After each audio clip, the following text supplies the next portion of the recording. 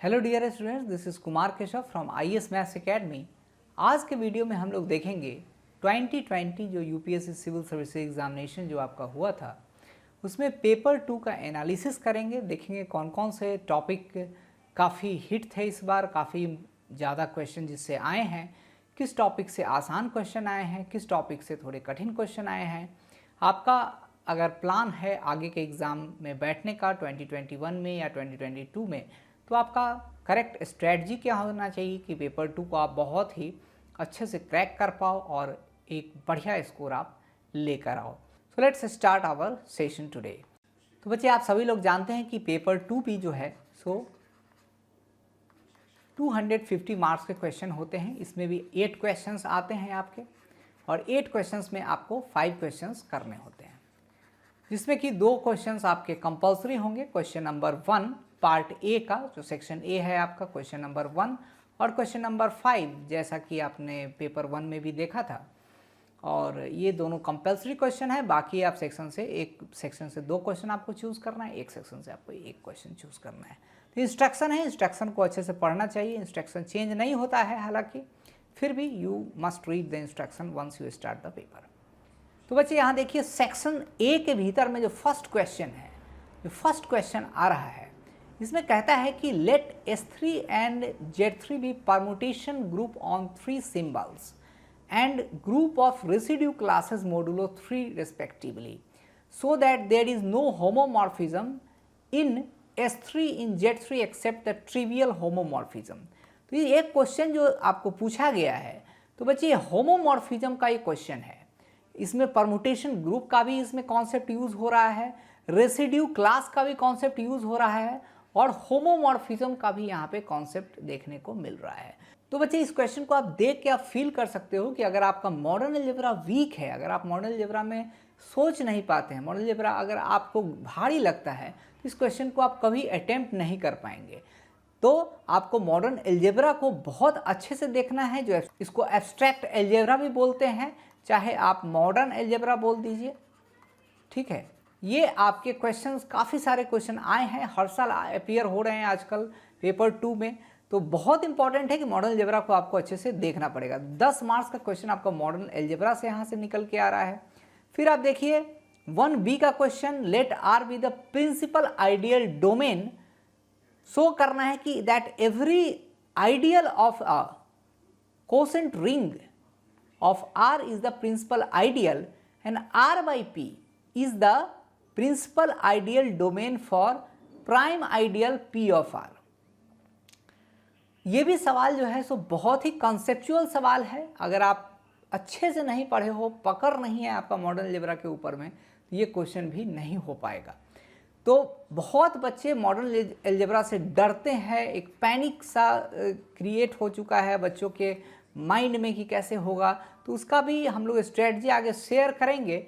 हालांकि आप अगर हमारा क्लासेस ज्वाइन करते हैं तो हम लोग क्लास में बताते हैं कि मॉडर्न अलजेब्रा को आपको कैसे टैकल करना है, उसके लिए क्या क्या आपको काम करना है। तो अगर आप बेसिक बुक अगर अंडरस्टैंडिंग अगर आपका अच्छा है, अगर आपने ग्रेजुएशन वगैरह में मॉडर्न अलजेब्रा पढ़ा है, तो उसी में थोड़ा इम्प्रोवाइजेशन का ज़रूरी है। थोड़ा सा आप एफर्ट लगाओगे, प्रीवियस ईयर क्वेश्चन सब देखोगे, अगर ट्राई करोगे उसको सॉल्व करने का, तो फिर धीरे धीरे वो उत्पन्न होगा आपका जो अंदर से जो है तो चीज़ निकलना शुरू होगी और आपके माइंड में बैठ जाएगी, ठीक है। तो क्वेश्चन नंबर 1A और 1B आप देखिए, तो मॉडर्न अलजेब्रा क्वेश्चन है, तो 20 मार्क्स के क्वेश्चन जो है तो यहीं से मॉडर्न अलजेब्रा से ही अपीयर हो गए। इसका मतलब आप देख रहे हो कि 20 मार्क्स ये है। फिर 1C अगर क्वेश्चन आप देखते हो तो एक रियल एनालिसिस का क्वेश्चन दिखता है, जो कि कॉशी सीक्वेंस के बारे में पूछ रहा है कि कॉशी सीक्वेंस है, प्रूफ करना है। कॉशी सीक्वेंस के बारे में आपको बहुत अच्छी जानकारी होनी चाहिए। 3 क्राइटेरिया होता है कॉशी सीक्वेंस का प्रूफ करने का। अगर तीनों क्राइटेरिया अगर आपको याद है, कोई भी एक क्राइटेरिया आप यूज़ करके इस क्वेश्चन को क्रैक किया जा सकता था। 10 मार्क्स का एक क्वेश्चन है। तो सेकेंड मोस्ट जो टफेस्ट टॉपिक जो एमॉन्ग स्टूडेंट जो एक डर है वो बच्चों का, वो रियल एनालिसिस का होता है। तो इन दोनों टॉपिक्स को आपको मास्टरी जो है सो बहुत अच्छे से करना होगा। रियल एनालिसिस है ना, फिर आपका आ गया ये मॉडर्न एनालिसिस जो कि आप एब्स्ट्रैक्ट अलजेब्रा भी बोलते हो, और एक हाइड्रोडायनेमिक्स। ये 3 टॉपिक पेपर 2 में जिस बच्चे ने बहुत अच्छे से पकड़ बना लिया उसका बेड़ा पार हो जाएगा, पेपर 2 में बहुत अच्छे से स्कोर करके वो लाएगा, ठीक है। लेकिन अगर ये 3 टॉपिक को अगर नहीं पढ़ता है तो फिर पेपर 2 में स्कोर करना बड़ा मुश्किल हो जाता है। पेपर 2 में आपको चाहिए कि ये तीनों टॉपिक पे बहुत अच्छा कमांड आपका हो, ठीक है। After that question number 1D आप देखिए तो 1D एक ट्रिवियल सा क्वेश्चन है, ये बहुत आसान सा क्वेश्चन है। एक इवेल्युएट करना है लाइन इंटीग्रल को। लाइन इंटीग्रल आप जानते हैं, वेक्टर्स में भी आप लाइन इंटीग्रल को इवेल्युएशन आपने पढ़ा होगा, उसी ढंग का ये क्या है, कंटूर इंटीग्रेशन आपको निकालना है एक कॉम्प्लेक्स एनालिसिस का। तो this question is from your complex analysis. तो कॉम्प्लेक्स एनालिसिस ये आसान टॉपिक है, very easy topic, this is easy topic. इस टॉपिक में आप कम एफर्ट में अच्छा आप आउटपुट ला सकते हो, ठीक है। तो 1D क्वेश्चन था आपका 10 मार्क्स का, जो कि कॉम्प्लेक्स एनालिसिस का क्वेश्चन है। नेक्स्ट क्वेश्चन है 1E। तो 1E में कहता है यूपीएससी मेंटेन कर रहा है एक सेक्शन का purchase sufficient number of curtain cloth pieces to meet the curtain requirement of the building. Length कुछ दिया हुआ है, ये कुछ कर्टन का लेंथ है, नंबर ऑफ पीसेस है, ठीक है। अब यहाँ पे आपको कुछ बेसिक फिजिबल सॉल्यूशन निकालना है। तो ये optimal solution, basic feasible solution, ये आपका एलपीपी का क्वेश्चन है, लीनियर प्रोग्रामिंग का है।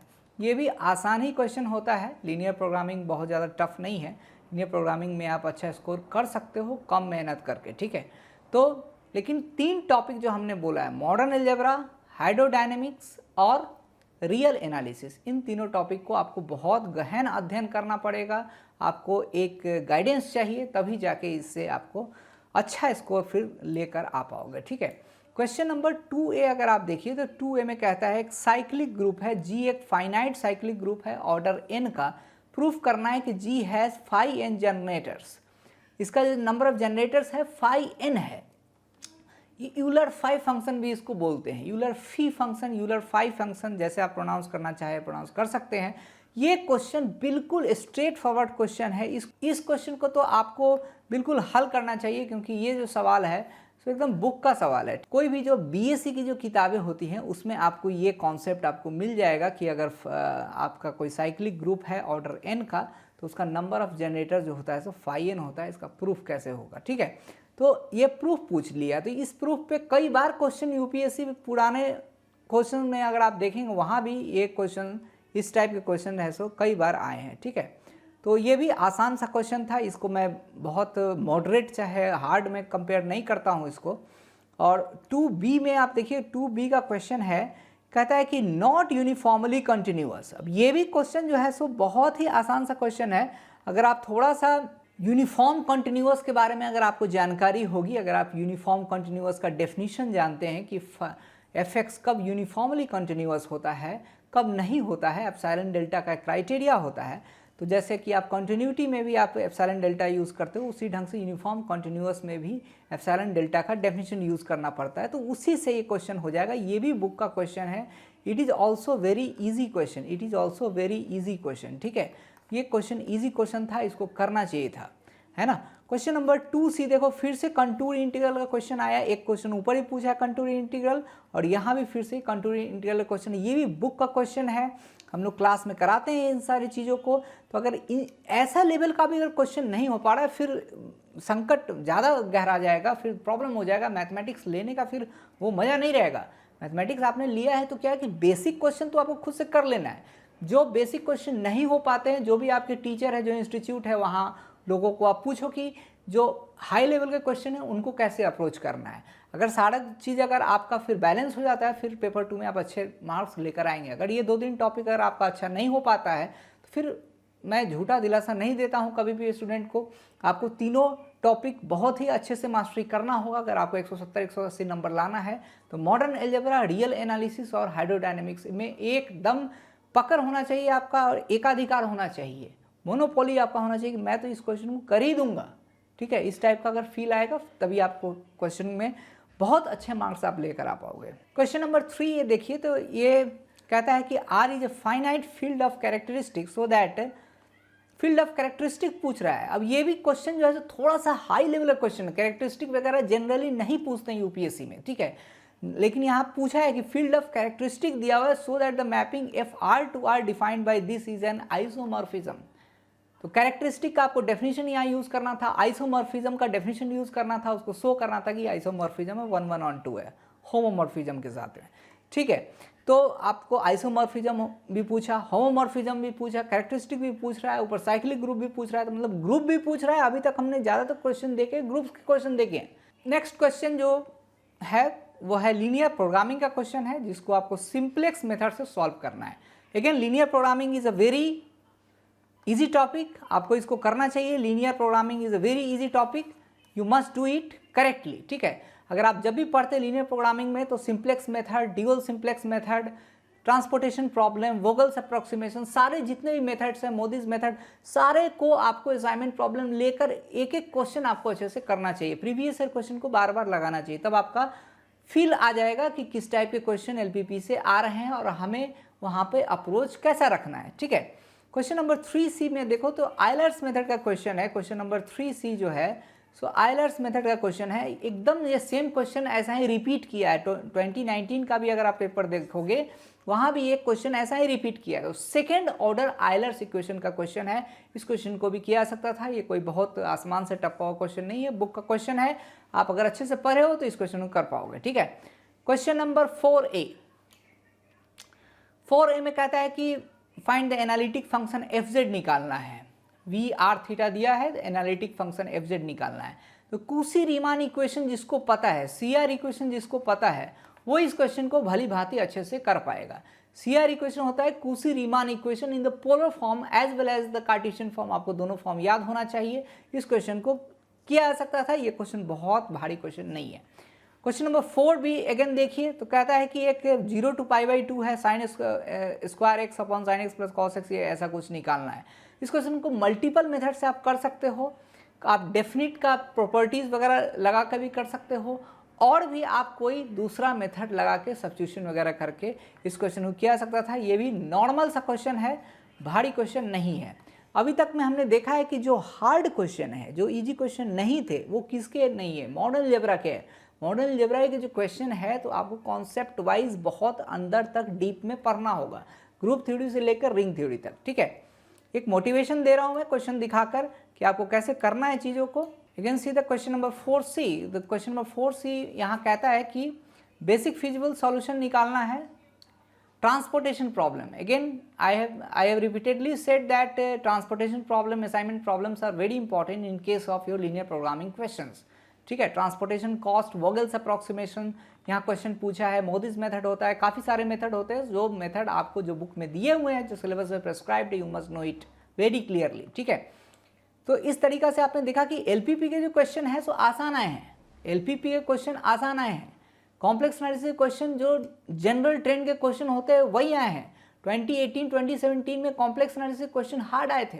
तो हर साल क्या होता है, यूपीएससी आपको कभी किसी टॉपिक में थोड़ा सा पैनिक कर देगा, किसी टॉपिक में थोड़ा हार्ड कर देगा, किसी टॉपिक में थोड़ा आसान कर देगा।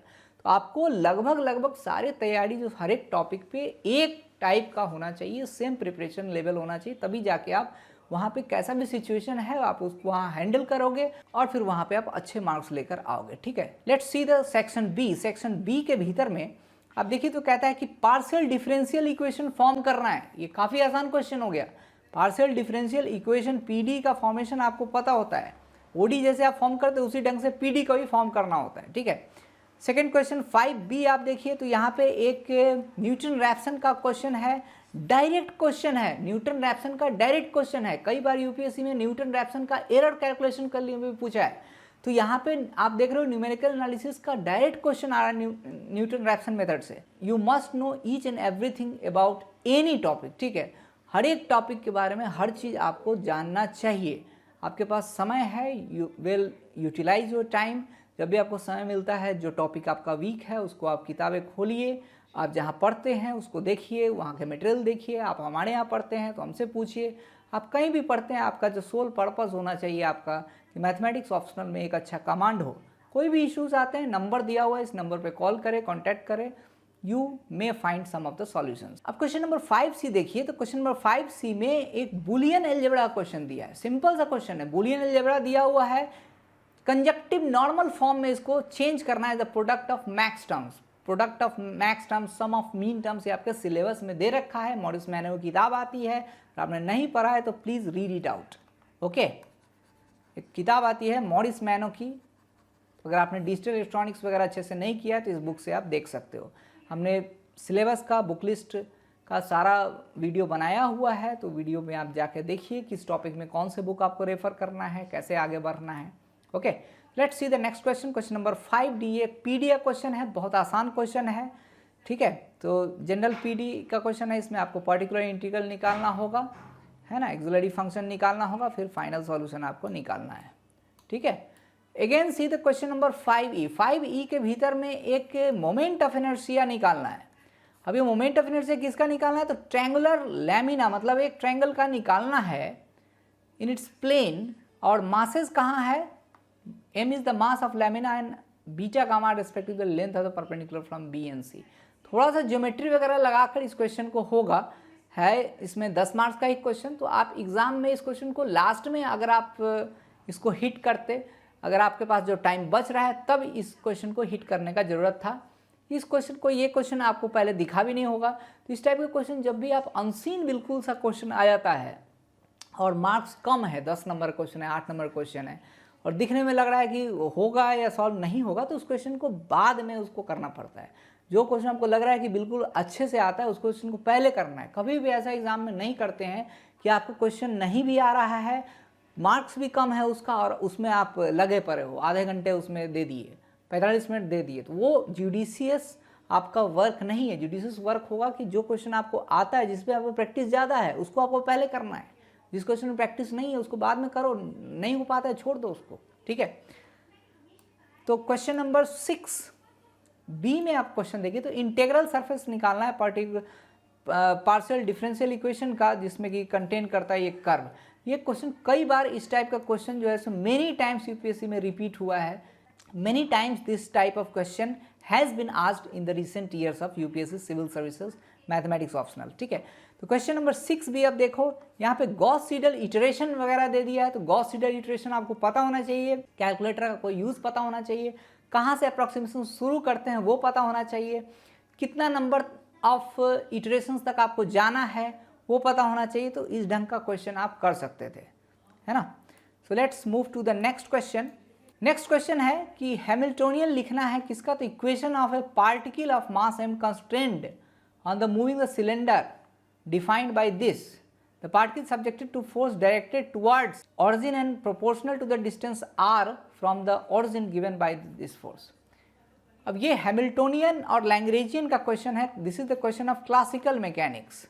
तो क्लासिकल मैकेनिक्स अगर आपको पता है, if you know the classical mechanics, जिसमें कि आपको लैग्रेंजियन फॉर्मुलेशन होता है, हैमिल्टोनियन फॉर्मुलेशन होता है, दोनों के बीच में क्या रिलेशंस होते हैं वो चीज़ पता होनी चाहिए।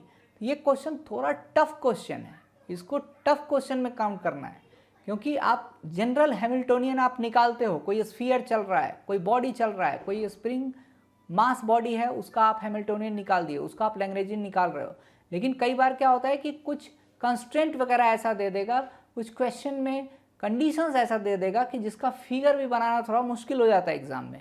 तो ये उसी टाइप का क्वेश्चन है। तो सारे क्वेश्चन आपको 8 में से 8 तो वहाँ करने नहीं होते, 5 ही करने होते। तो इस हिसाब से आप वहाँ चूज़ करना होगा कि मैक्सिमम क्वेश्चन आपको आता हो, आप हिट कर सकते हैं। ठीक है, let's move to question number 7A। 7A question में कहता है कि PD दिया हुआ है, find the solution of PD which passes through the X axis. This is also question of least difficulty. ठीक है, इसमें ज़्यादा डिफिकल्टी नहीं है। इस टाइप के क्वेश्चन आपको प्रीवियस ईयर में भी क्वेश्चन मिलेंगे, तो ऐसे क्वेश्चन आपको सीन क्वेश्चन है, तो इस टाइप के क्वेश्चन आपको अच्छे से करके जाना चाहिए। अगर आपने किया नहीं है then it is very wrong. In the question 7B quadrature formula बोल रहा है, और ये formula then use the formula to evaluate this. ऐसे क्वेश्चन 2016 के बाद से अपीयर होने शुरू हुए हैं। ऐसे क्वेश्चन आपको 2016 से पहले अपीयर नहीं होते थे। यूपीएससी में एक नया ट्रेंड हुआ है 2016 के बाद से ऑनवर्ड 2015 कि आपको क्वेश्चन जो न्यूमेरिकल एनालिसिस क्वेश्चन है, थोड़ा सा प्रूफ बेस्ड क्वेश्चन ज़्यादा आ रहे हैं, एनालिटिक बेस्ड क्वेश्चन ज़्यादा आ रहे हैं। अब जो क्वेश्चन ऐसे नहीं आते हैं कि आपको न्यूटन रैप्सन फार्मूला डायरेक्टली आप अप्लाई कर दो। एक क्वेश्चन पूछा है हालांकि, लेकिन अब न्यूटन रैप्सन में एरर का भी बात करते हैं। अब बात करेंगे कि सिम्पसन्स 1/3 अप्रॉक्सीमेशन में एरर क्या है वो पूछेंगे। अब गॉस क्वाड्रेचर फॉर्मूला आपको डिराइव करने के लिए पूछ रहे हैं डायरेक्टली। क्वेश्चन आप देखेंगे 2016 का, वहाँ भी आपको कैसा क्वेश्चन मिलेगा, 17, 18 कॉन्टिन्यूसली आ रहा है और यही ट्रेंड यहाँ पे चल के 7B तक में पहुँच चुका है। मतलब 2020 में भी ये क्वेश्चन ऐसा आ गया। ठीक है, तो आपको बहुत अच्छे से न्यूमेरिकल एनालिसिस को अप्रोच अप करना है। अगर आपने नहीं पढ़ा है then please join our course for numerical analysis, आप उसको अच्छे से कर सकते हो। ठीक है, velocity potential question number 7C आप देखो तो वेलोसिटी पोटेंशियल दिया हुआ है, स्ट्रीम फंक्शन निकालना है। ये बहुत ही आसान सा सवाल है। जब स्ट्रीम फंक्शन दिया होता है वेलोसिटी पोटेंशियल निकालना है, वेलोसिटी पोटेंशियल दिया हुआ है स्ट्रीम फंक्शन निकालना है, कॉम्प्लेक्स वेलोसिटी पोटेंशियल आपको निकालने आना चाहिए। तो ये हाइड्रोडायनेमिक्स का बेसिक क्वेश्चन है, बेसिक क्वेश्चन ऑफ हाइड्रोडायनेमिक्स है। You must know this, how to calculate stream function, how to calculate velocity potential, how to calculate complex velocity potential. Okay, question number 8A आप देखिए तो कहता है one end of tightly stretched flexible thin string of length L is fixed at origin at length this, it is plugged at x is equal to L/3, so it assumes the initial shape of the triangle, find the displacement of y any time। ऐसा कुछ पूछ रहा है। ये question आपको PD का question है, this is the question of PD।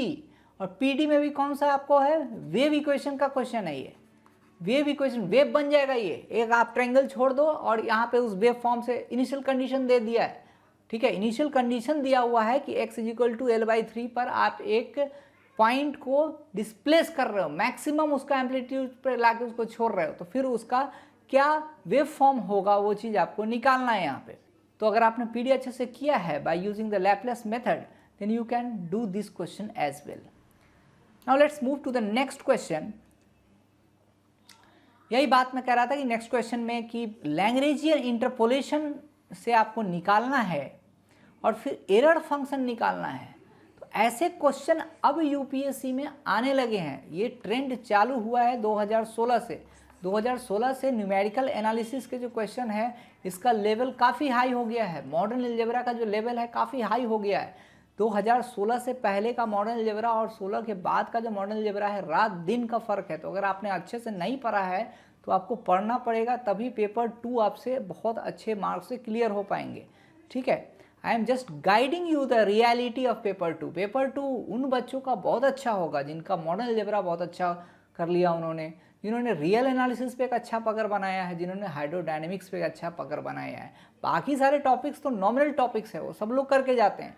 In 3 topics पे जो मास्टरी किया है उनका मार्क्स जो है सो काफ़ी अच्छा आएगा। ठीक है, 8C क्वेश्चन आप देखो तो 2 sources of strength m/2 are placed. अब ये सोर्सिंग का क्वेश्चन है। अब ये ऐसा क्वेश्चन है सो आपको पहले भी आ चुका है, ये क्वेश्चन आसान क्वेश्चन है। तो आप देख रहे हो कि हाइड्रोडायनेमिक्स का इस साल जो क्वेश्चन आया है सो इजी लेवल का क्वेश्चन है। इस साल का जो हाइड्रोडायनेमिक्स का क्वेश्चन है that is of easy level. So बच्चे आपने देखा आज की वीडियो में कि जो 2020 का जो पेपर 2 हुआ है उसमें सबसे जो हार्ड क्वेश्चंस आए हैं, हार्ड मतलब जो कॉन्सेप्चुअल क्वेश्चन है जिनको आपको क्वेश्चन बनाने में टाइम लग सकता है, लेंदी हो सकता है, वो मॉडर्न अलजेब्रा के क्वेश्चन आए हैं। तो मॉडर्न अलजेब्रा आपको बहुत अच्छे से कायदे से करना है। सेकंड नंबर का जो चीज़ है सो आपने देखा कि रियल एनालिसिस के जो क्वेश्चंस हैं वो भी कॉन्सेप्चुअल क्वेश्चंस पूछ रहे हैं। यूनिफॉर्म कंटिन्यूटी के बारे में पूछा उन्होंने, तो अगर यूनिफॉर्म कंटिन्यूटी अगर आपने नहीं पढ़ा है तो उसको अच्छे से पढ़िए। कोसी सीक्वेंस के बारे में पूछा है, कब कोई सीक्वेंस है जो कन्वर्जेंट होता है। तो ये सब छोटे छोटे चीज़ हैं, इससे रियल एनालिसिस आपका बना हुआ है, इसको बहुत अच्छे से आपको करना है। थर्ड नंबर का जो टॉपिक था वो हमने देखा है कि न्यूमेरिकल एनालिसिस के क्वेश्चन जो है सो उनके लेवल थोड़ा अच्छे पूछे हैं। न्यूमेरिकल एनालिसिस में आपने देखा कि न्यूटन रैप्सन का एक क्वेश्चन पूछा, दूसरा क्वेश्चन लैग्रेंजियन मेथड से कुछ क्वेश्चन पूछ रहा था जिसमें कि आपको एरर वगैरह फाइंड करना है, गॉस क्वाड्रेचर फॉर्मूला निकालने को पूछ रहा है। तो न्यूमेरिकल एनालिसिस अब पुराने ज़माने वाला नहीं है। न्यूमेरिकल एनालिसिस 2014-15 वाला नहीं है, 16 से सारा ट्रेंड चेंज हो रहा है, शिफ्ट हो रहा है पेपर 2 में ये 3 टॉपिक 4 टॉपिक पे। हाइड्रोडायनेमिक्स अगर बात करें तो हाइड्रोडायनेमिक्स का क्वेश्चन इस साल ईजी आए हैं कंपेयर टू लास्ट 2 ईयर्स, जहाँ पे 19 और 18 का क्वेश्चन देखेंगे तो थोड़े अच्छे क्वेश्चन आए थे और थोड़ा बड़े बड़े क्वेश्चन आए थे। क्लासिकल मैकेनिक्स की अगर बात करें तो एक हैमिल्टनियन क्वेश्चन आया है, जिसका कि फिगर थोड़ा आपको पहले बनाना था क्वेश्चन में, और उसके बाद जो है सो उसमें कॉन्सेप्ट लगा के उसका हैमिल्टोनियन निकालना था। तो इस तरीक़ा से हमने देखा पेपर 2 ऑन एन एवरेज एक अच्छा पेपर था as compared to paper 1। Paper 1 जो आपका 2020 में आया था वो बिल्कुल आसान सा पेपर था। पेपर 2 में जिन बच्चों ने अच्छा किया होगा तो उनका सिलेक्शन होने का बहुत प्रोबेबिलिटी बढ़ जाएगा, क्योंकि पेपर 2 में जो आपका स्केलिंग होता है वो उतना लेवल पे स्केलिंग नहीं हो सकता है, क्योंकि पेपर 2 में बच्चे उतना अटेम्प्ट ही नहीं कर पाते हैं। पेपर 1 में स्केलिंग ज़्यादा होगा कब, जब बच्चे अटेम्प्ट भी ज़्यादा कर रहे हैं, स्कोर भी ज़्यादा ला रहे हैं। अगर आप स्केलिंग हो रहा है दूसरे सब्जेक्ट के कंपेयर में मैथमेटिक्स में, तो पेपर 2 में अगर आप ऑन एन एवरेज अगर 150 160 भी अगर अच्छे से कर पाते हो सकता है कि आपका मार्क्स नॉर्मलाइज होकर 180 हो जाए, वो 170 हो जाए। 120 का आप करके आए, आपका मार्क्स 140 आ रहा है, तो ऐसा भी चीज़ कभी कभी देखने को होता है। 170 आप पेपर 1 में करके आए, आपका मार्क्स 140 आ रहा है, 150 आ रहा है। तो यूपीएससी में सारे सब्जेक्ट्स को नॉर्मलाइज करके रखने के लिए स्केलिंग का प्रावधान है, और स्केलिंग आपको फ़ायदा भी करता है, कभी कभी नुकसान भी करता है। अगर आप आसान पेपर में कम स्कोर करते हैं तो आपको नुकसान करेगा, अगर आप भारी पेपर में जो हार्ड पेपर है उसमें आप अगर अच्छा स्कोर करते हो तो आपको फ़ायदा करेगा। Thank you so much for joining this very session. We will meet in the next video. तब तक के लिए अपना ख्याल रखिए। धन्यवाद। जय हिंद।